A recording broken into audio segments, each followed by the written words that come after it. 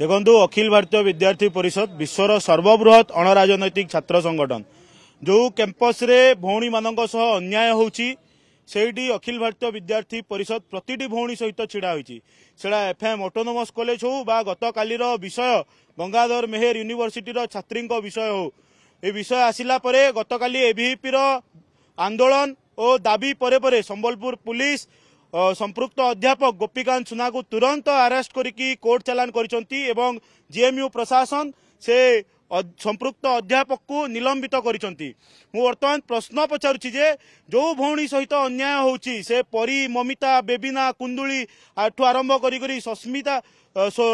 AD JMU छात्री सहित ABVP प्रतिटी भौणी सहित छिड़ा होइछि किंतु जेतेबेले आमे समस्ते माने जना पड़िला जे जो गोपीकांत सुना आपण माने एडी देखि परिबे जे ये होउछि बिजू छात्र जनता दलर जो गोटे सदस्य बीसीजेडी रो गोटे सदस्य आपण माने एडी देखिबे बड़ बड़ नेता मानक सह फोटो कैंपस रो टाणुआ छात्र मानक सह फोटो शूट चलीतिला विभिन्न सामाजिक कार्यक्रम पार्टी फंक्शन रे डांस होउछि एबे सोशल मीडिया रे गोटे वीडियो घुरी बुलुछि आपण माने देखि परतुबे देखंतु ए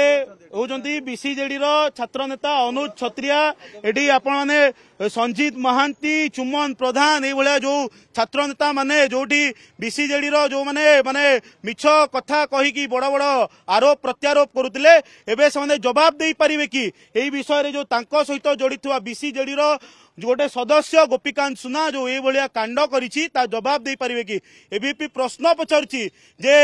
जो